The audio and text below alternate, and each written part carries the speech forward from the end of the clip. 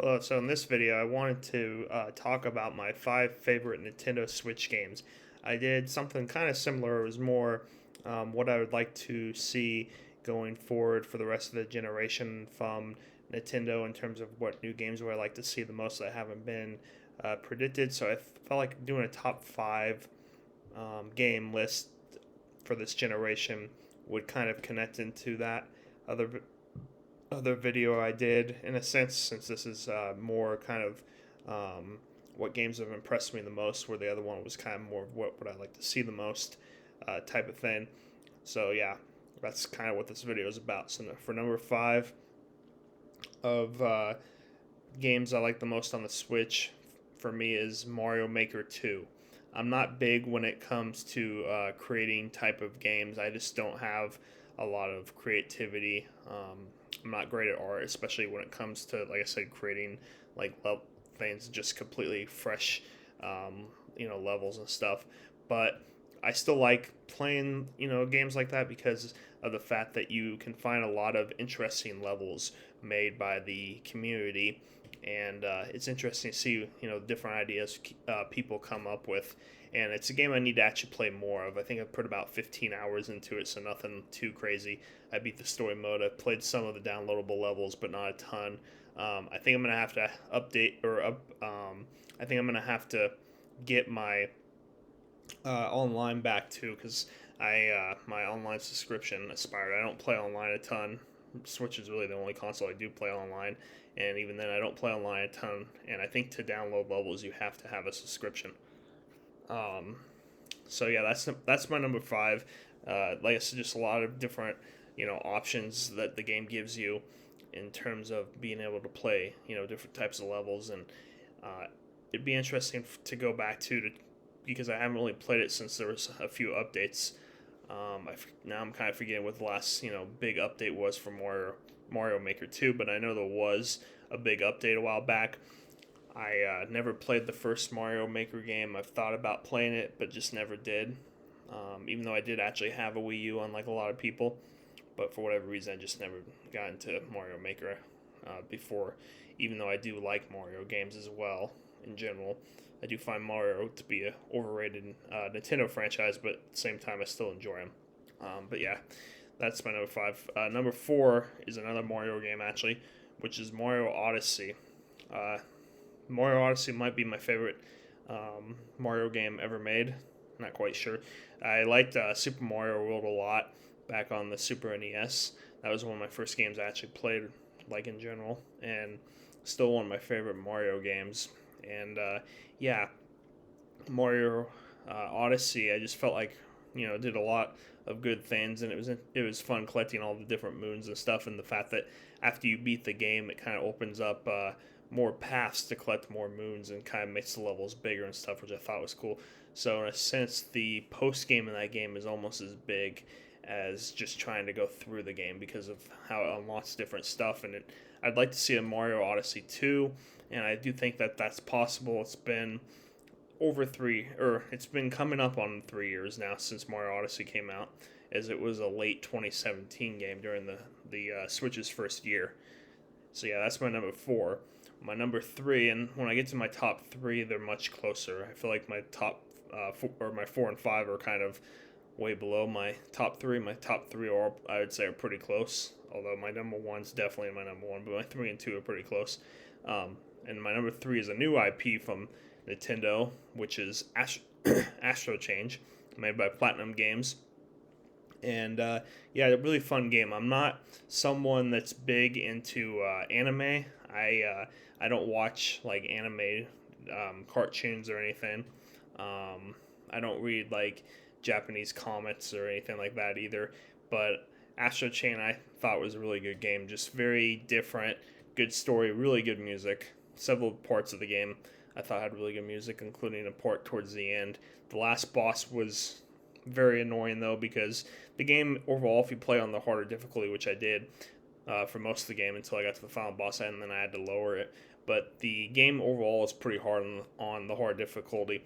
But the last boss especially, like the last boss is way OP compared to like everything else in the game. Even when I then did eventually decide to turn the difficulty down and go back and play on the second difficulty instead of the highest, because there's 3 difficulties.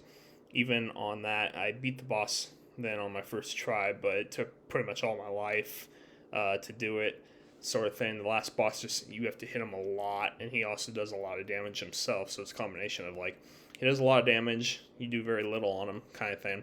But yeah, Astral Chain, just a heck of a fun game. Combat's really good. I like how there's, with the legions, you get these legion kind of robot creatures, if you will, that you unlock throughout the story. You have to kind of recollect them, sort of thing. They do different things. The wolf one, like for example, like he can howl, which can then kind of stun an enemy. You can get on him, and then he kind of does an auto dodge thing.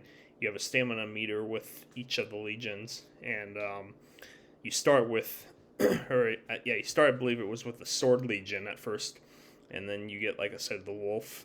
You get like a bow and arrow one, and it's just interesting how they all are different. And I would like to see a sequel to this game going forward, as I mentioned in my other video when I talked about things I'd like to see the most going forward. But yeah, I just feel like there was a really good new IP, has a ton of potential going forward for, I think, more games. When it comes to new IPs, I feel like this one now, more newer, not necessarily new, but newer. I feel like this Astral Chain and Splatoon are kind of the 2 big ones now that Nintendo's had the last couple gens to kind of join, the ones that are more established and have been around for a long time, like Mario and Donkey Kong and Zelda. But yeah, I just had a lot of fun with this game. Like I said, great music, really good combat. Even though, like I said, I'm not even into anime, but I just thought it was very well put together game, and the game has a lot of variety too, which is nice. There's parts in the game where it's more just like kind of big combat, almost like hack and slash, but not quite, because the game does have a little more than hack and slash to its combat system. But and then there's other parts though where instead of it being a lot of combat, it's more detective work, if you will, sort of thing. And then there's other parts that's more just exploring. So I feel like the game had a lot of variety to it too, and just really happy with the game. I remember it was a game too when the first announced. I really had no interest in it whatsoever, but then when I actually saw like gameplay rather than just the trailer and a small bit of it or whatever, when I actually saw more like hands-on gameplay at the Nintendo Treehouse, I was like, this game looks really good. I'm convinced I'm getting it. I did, and I loved it. So that's my number 3. Okay, moving on, my number 2 is a game that typically would not be the type of game that I would have on a list like this, is I don't play much online, like I mentioned, and also the fact that I'm not big into shooters, but Splatoon 2, I don't care for first-person shooters, like, at all. Anything first-person in general, like, loses my interest. So the fact that this is a third-person game instead of a first-person game is a huge plus for me. And then I like it because it's very different. Its art style is different. Its music is very weird, but good and different. And the way you get around is a lot different than your typical like shooter game, because of the fact that you go in the ink to kind of swim around, if you will, rather than just like running and jumping. So the fact that you get around a lot different is interesting. I also like the fact that they later on did add a DLC expansion to single player, and the DLC to single player is really good. I've played it, haven't actually beat it, but I put a pretty good amount of time into it. Kind of stuck. The single player DLC is pretty hard, but like I said, very good.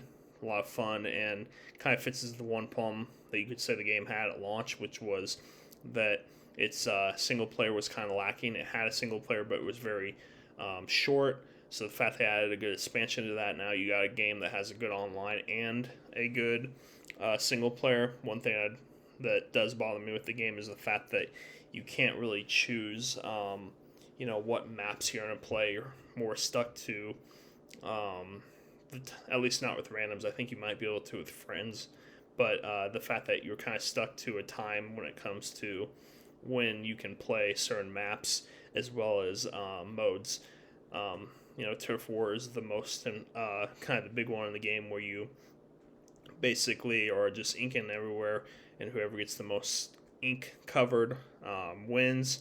but there's also different ones, different modes such as Clam Blitz, where you basically have to break a barrier and then like get clams into it to get points. And then there's also like Splat Zone, where it's kind of like Turf War in that it's covering, but instead of it being like the general whole entire map level, if you will, it's more where you have to get a certain section kind of thing. You're kind of fighting over that one section back and forth to see who gets the most to win. But yeah, just Splatoon's such a fun game and so different. And I'm interested to play next week Ninjala, if I'm saying that, or Ninja Law, something like that,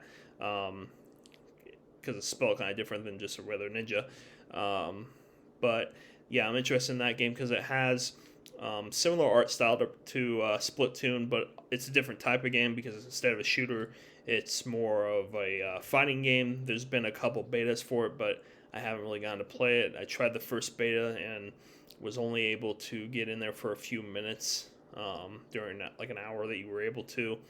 Couldn't connect. Heard a lot of people have that issue, and then the second time I didn't actually try it. But it's a free-to-play game as well, and just the fact that it's got similar art style to Splatoon as well kind of interests me. And the fact that it's free to play, means you really have nothing to lose if you like, or if you play and you don't like it, then it's like no big deal, not losing anything really. And other than I guess you could say time, but even that's not a big deal because I think you can know pretty quickly whether or not you're gonna like a game enough to keep playing type of thing. And then my number one, no surprise for probably a lot of people, but my number one game on the Switch, and it's actually my favorite all-time game now, which is Legend of Zelda Breath of the Wild, passing what was my previous favorite video game of all time that was also a Zelda game, which was Zelda Ocarina of Time. Breath of the Wild, in a lot of ways, is a flawed Zelda game because in a lot of ways it doesn't feel like a Zelda game. The dungeons are lacking. The music, there's good music in the game, but just not as like common as your typical Zelda games. Not much of a story, but even with all that said, it's my favorite game of all time, and I can't wait for the second game. The game is just amazing with the climbing, just total game changer.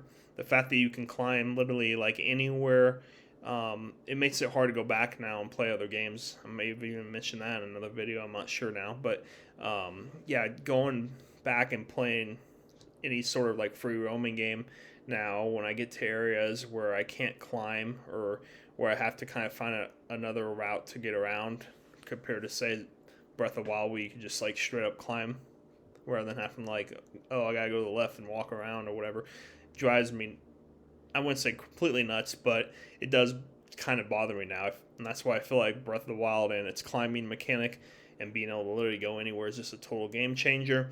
And I think because of the fact that you can climb anywhere, combined with the fact that it does have a big map, but it's not the biggest. There are a few games I know that have bigger maps, but I think because of the fact that you can climb everywhere, it adds that verticality to exploring, and I think that makes the map feel even bigger than it actually is in a sense because of that.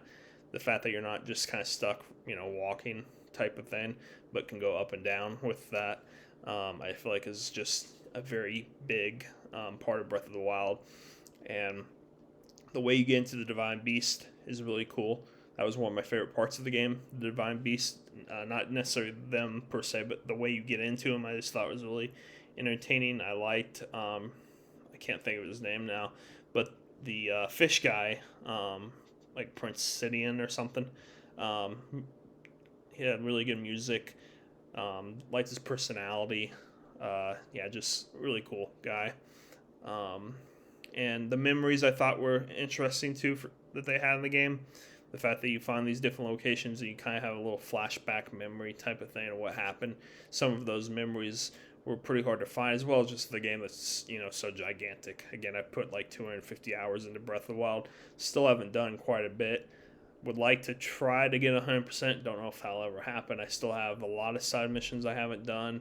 I still have about 10 shrines I'm having a hard time finding out of the 120 of, like I said, I got 10 left, so I found 110. When I got to probably around 90, they started becoming a lot harder to find.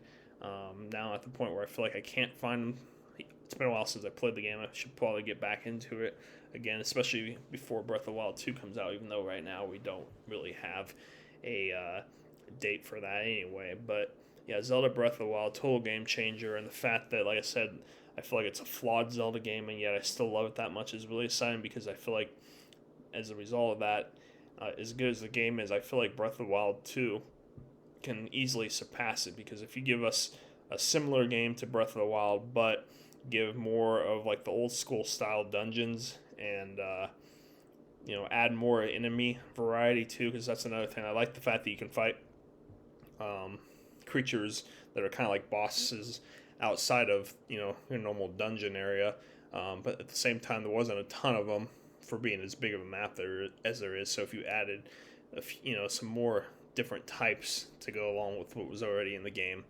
that would also enhance the game a lot. So yeah, really Breath of the Wild 2, my only real kind of wishes for it going forward would be more classic style dungeons, more enemy variety, more story, and more kind of classic-ish music.